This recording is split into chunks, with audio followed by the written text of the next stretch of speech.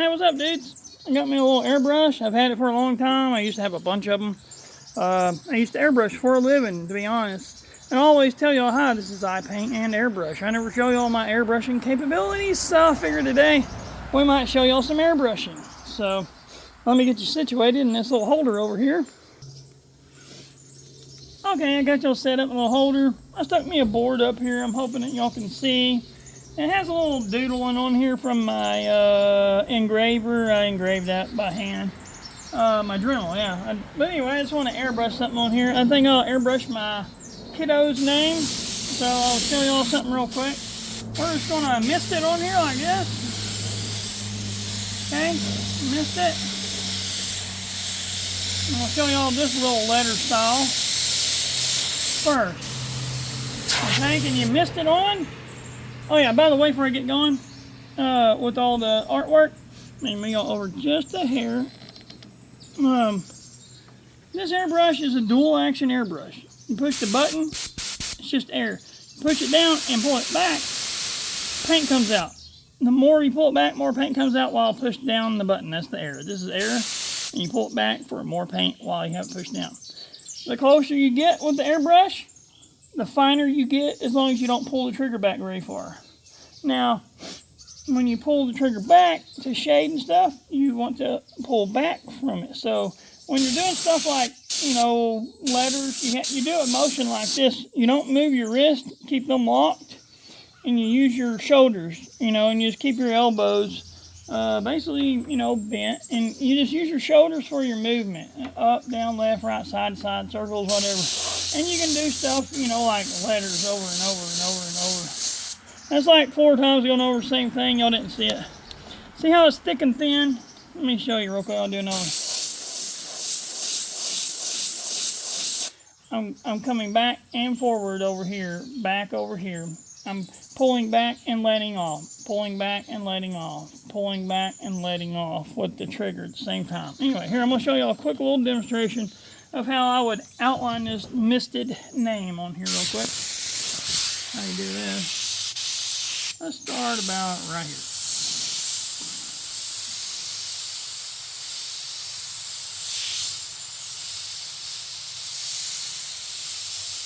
When I'm done, I'll focus y'all in on the artwork. I used to do this on t-shirts for a living. And hats, baseball helmets. I did it on everything. And then I moved on to doing automotive work with it. You know, helmets, motorcycles, more expensive stuff. The way I can make better money at it. But it's been a while since I've done stuff like this for t-shirts or whatever. This is what I used to do. So you go back and you outline it like this. And you have to be real controlled with your trigger to let go and start at the right time. Then you come over here on one side of it and you do like a quick shadow, you know, just like this. See? And do one over here. Like that. And you can choose which side you like. I like to do the left side and under to portray the light coming from this way. So, and some people make their little one side shading a little bigger than others will, but if you're good at doing artwork, you can pick up on stuff like that a little bit easier, but writing takes time to learn how to handle the airbrush. You have to be trained on how to pull the trigger back at the right time and move it forward and backward at the right time while moving the trigger back and forward. The best way to practice that is to do those little loops. This is me airbrushing after not airbrushing for months and months and months. I just know how to do it. You know, I used to do it for a living, like I said. I can do portraits. I can do all kinds of stuff, man, that's real detailed. The better the airbrush I have, the more detail I can put into them. You know, like their eyelashes, really nice and detailed down to just like little specks and crap. Man, you can do all kinds of stuff with an airbrush. As far as artwork goes, hopefully while I'm standing here doing this, I don't get no snake after me like I had a snake out here up under me the other day. That was scary. There's a little more adrenaline where I put my first letter of my name, J. Anyway, I always thought watching someone airbrush was more fun than doing it sometimes because, you know, you get burnt out on it. This line here doesn't really match with this one down here, so we're just going to move it over just a hair like that. Maybe it'll look a little bit better when I do this. There we go.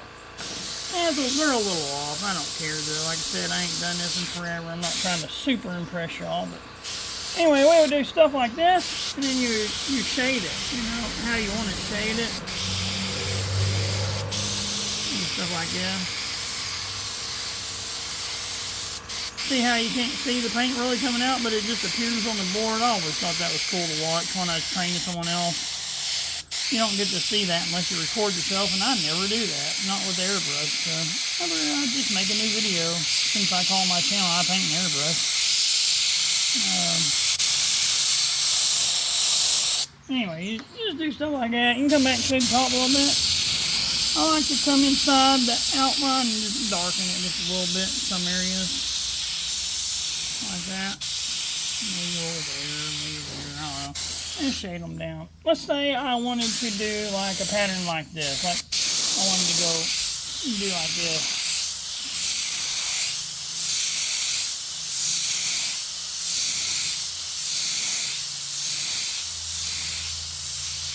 Anyway, my hand's cramping because I haven't airbrushed in so long. And then you can pull and do one down here if you want to. You can be like, whoop, whoop.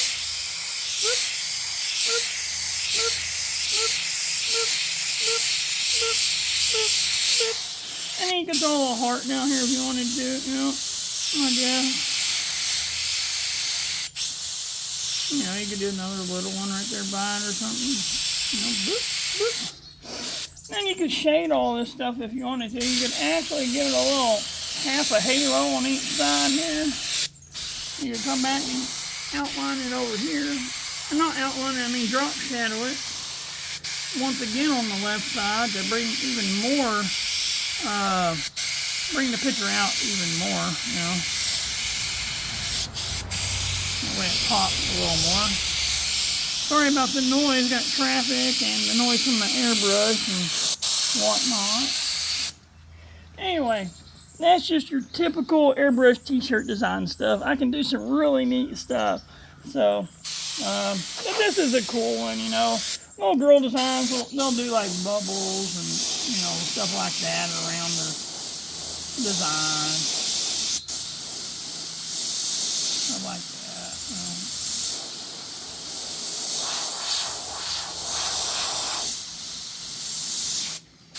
That's cute stuff, you know. If I had some white, I would go back with my white and I would shade right here by this dark point. That's how you do highlights. Where it's darkest, you put a little bright white, you know, that's where you do your highlights. So, but anyway, what do you think about my quick little airbrush job? It's pretty neato stuff. Let me show you one more thing, okay?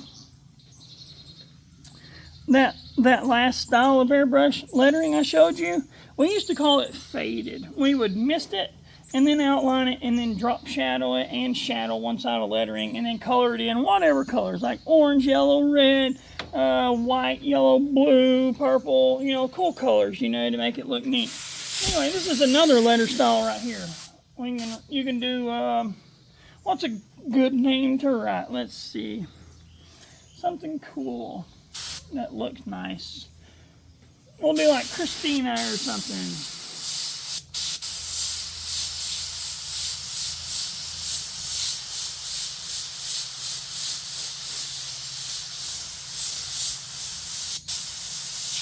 I used to have a sister, half-sister named Krista, but they found her in an abandoned house, murdered.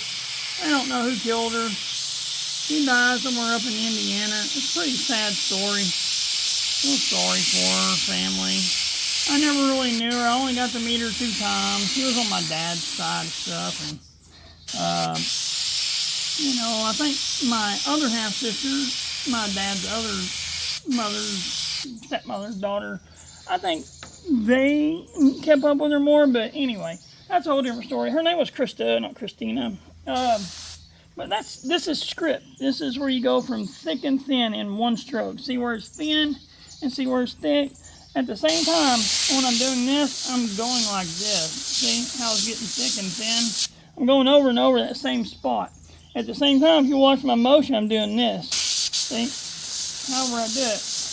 My motion's in my shoulders, not my wrist. I keep my hands still. I hold the airbrush like this. Well, you can hold it with one hand, and it looks like this. I got a cap right here full of paint. I don't put a cap on it because I don't like them. They're stupid. I always just wrap a towel around it, and it gives me a little more pad for my hand too. So anyway, but you push the button down, you get close, and you barely pull it back, you can get fine lines, okay? Here, let me show you a little better. You get close and barely pull it back, you get fine lines, okay?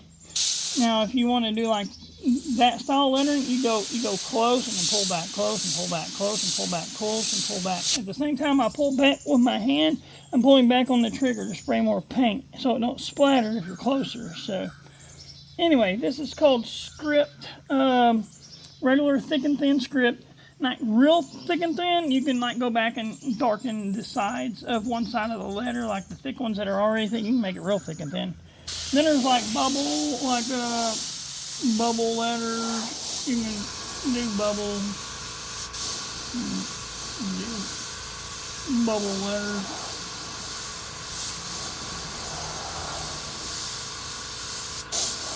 Bubbles.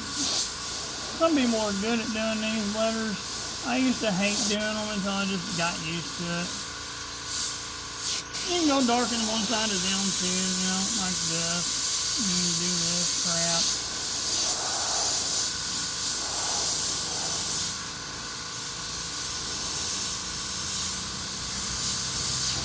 And you go back and you kind of go around them like this. And if I had white on here, I would go around the top and I would highlight around the top in a couple of, I'd be like this with white. I'd do stuff like this, make it shiny. And then maybe a little dust of white in the middle, make it more bubbly looking. Sometimes we'll just do like a script with an outline. We'll be like, let's say we write Steve.